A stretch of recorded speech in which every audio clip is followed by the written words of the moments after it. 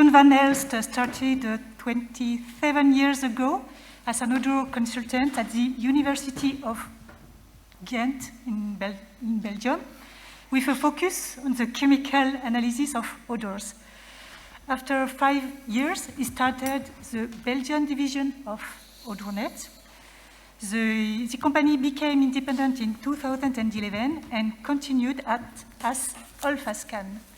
Toon is a very experienced consultant and participated in different European normalization working groups. Toon will now present the work of his colleague Niels, whose wife is about giving birth to their second child. So, welcome. Thank you. Welcome to the baby. Thank you.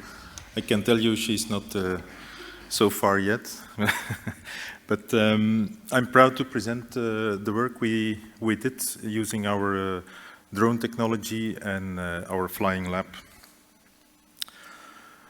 The objective of this study was to quantify the impact of emissions on the environment from area sources. This can be important in understanding better how to reduce the emission and how to reduce the impact. We deal a lot with area sources like biofilters and wastewater treatment plants, which are difficult to measure. We have two challenges to overcome when measuring the impact. The first challenge is to quantify the emission concentrations. We have had a lot of discussions already about how to do it.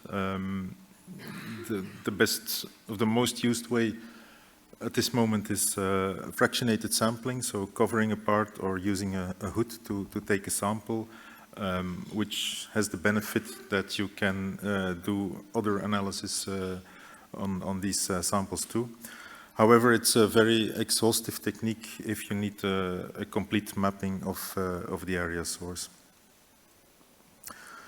The second challenge is the translation of concentrations to emission rates. So we need to know the flux of compounds, of odor units that leave the area source. A way to do this is the use of flux windows, and therefore we need to make a vertical and horizontal profiling of the concentrations in two imaginary windows that we construct upwind and downwind of the source. You can see it in this image.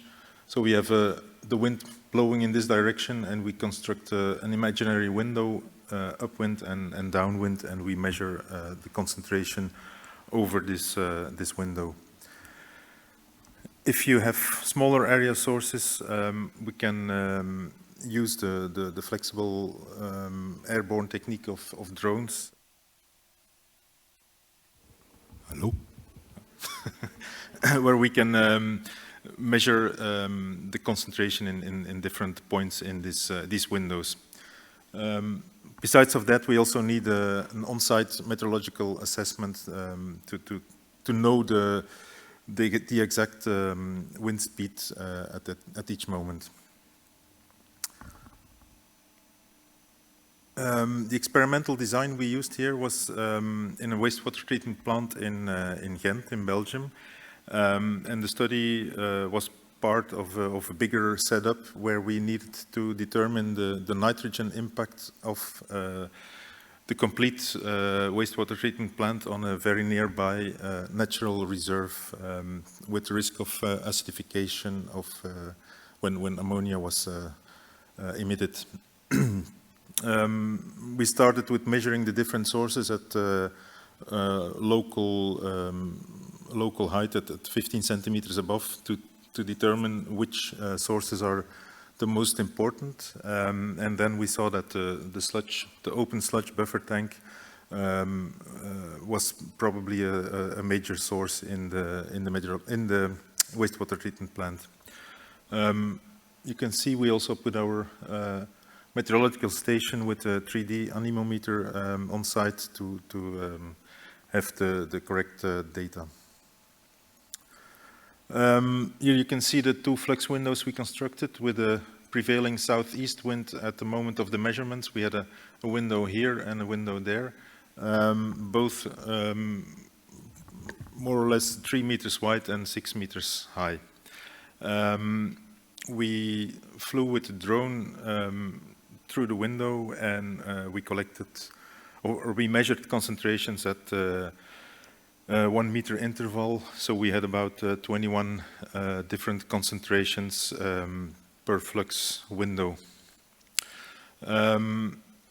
Therefore, we used the same drone. It's a DJI 600. It's not a small drone, but it's a rather large drone with 8 propellers. And we use our own flying lab that was mounted underneath. In this lab were a number of chemical sensors and also the possibility to take samples in the air. When we did the 21 concentration points, we averaged the ammonia concentrations over both windows, and the difference between the concentration in the 2 windows is the flux concentration that's being emitted. It was about 0.6 ppm, the average difference in concentration we measured, and then we translated this to the ammonia emission rate with the total amount of wind that went through these flux windows, which was about 150,000 cubic meters an hour. So this resulted in an emission flux of 0.6 kilogram, I think 0.6 kilogram ammonia per hour. The following step was the modeling of the ammonia emission through the Flemish model impact. It's a classic bi-Gaussian model. We put in some deposition speeds, and we determined nitrogen deposition on the natural reserve area, which was located nearby. Here you see some concentration measurements we did with the drone.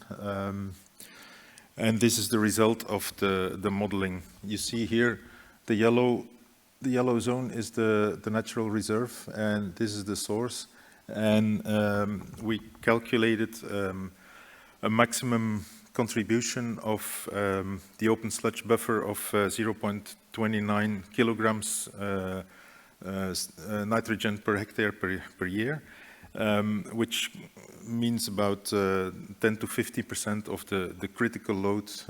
This is the critical amount that this natural reserve can carry. Based on this data, we decided that it should be necessary to cover the sludge buffer and to treat the air in order to reduce the impact on the natural reserve. I can show you some more things we did to prove the reliability of the things we measured. An important thing to overcome is the downdraft of the propellers of the drone. Therefore, we used a suction line of 8 meters height, connected to a stainless steel olfactometer cup as a weight, and in order to suck the air into the chamber with the different sensors. We did some measurements to see which height was necessary to overcome this downdraft.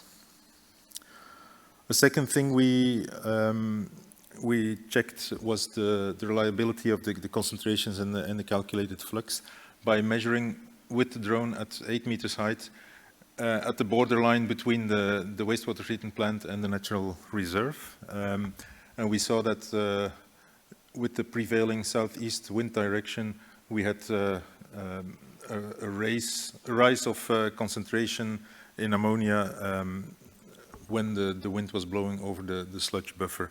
And the concentrations we measured were in line with the measurements we did above the open sludge buffer. Future perspectives are an increase in the execution time of the flux window measurements. We were limited now because it was part of a bigger study on site, and also investigative feasibility of this method to determine the emission impact from even larger area sources and see how we have to deal with that. As conclusion, we can say that the drone and the chemical sensor technology presented here as the AlphaScan Flying Lab is a useful step in determining the emission impact of area sources, as the emissions can easily and accurately be measured in both vertical and horizontal profiles. I also want to thank our partner drone division who were flying with the drone for us. Thank you.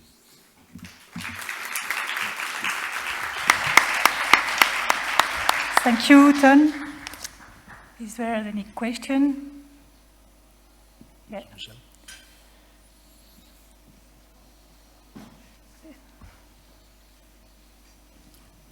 Two questions. So thank you for this presentation. So obviously one of the difficult parts that you have to overcome when you have a drone is the downwash. Yep. So you use this tube, 8 meters long, and well, I'm curious to know, how did you decide the length? And once you, these experiments that you show a picture of, if you were measuring somehow the flow that it was generating at the bottom, or because the longer the tube, the more fluctuations you will have, and yeah. so. Well, so how did you come? First of all, I'm glad to see that you decided to use a tube of 10 meters length, which is, I think, quite corresponding to our 8 meters.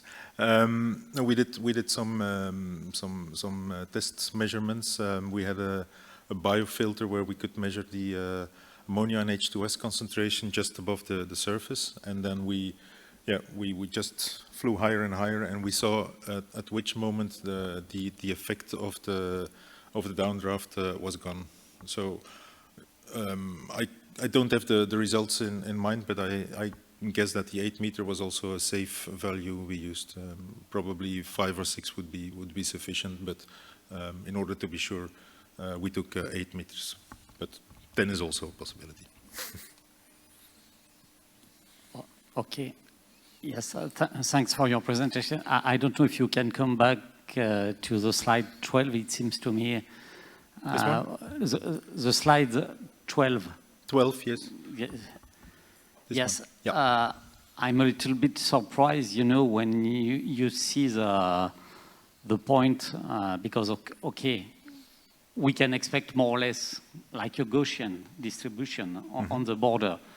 And sometimes you are in a higher level between 1,000 and 2,000, and after you have a point between 100 and 250. So do you have an explanation? Just if it's just the variability of measurement, or do you think you have some variation of wind depending on the time during the day you did the experiment? Probably it's a bit variation of wind. I don't have a real explanation for it, but I can tell you that the concentrations were measured over a certain time frame. So we hovered with the drone. We stayed well for about 20-30 seconds at each point, and then we measured. The sensor gave an average concentration of this period. So I don't really have an explanation why this one point is a bit... Yes, because there is one yellow point in the middle of two red points, so it's a factor 10, so a factor 2. Yeah, I don't know. It's quite logical, factor 10, I say, okay, why? Okay. It's probably a wind gust or something, I don't know. It's the purpose of this exercise was indicating that the open sludge buffer really caused a higher concentration downwind. Okay. It was not really the purpose to have very precise measurements at the borderline. So next time you need the 10 drones at the same time. Maybe. With the curtain of tubes, you know.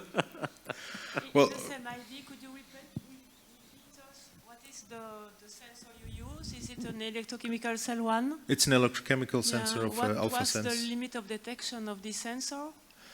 I should ask Niels. I'm not sure, but it's alpha sense from Switzerland. So it's really difficult to reach this value because the limit of detection is higher.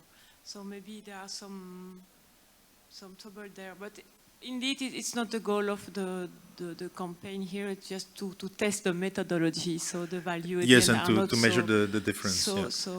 Important. Even the resolution you show us the difference between the two well, the most windows important, the most important conclusion is that the open sludge buffer is a source of ammonia, and that it has a certain impact on the natural reserve, and whether it's now 2.9 or 1.5, it's okay.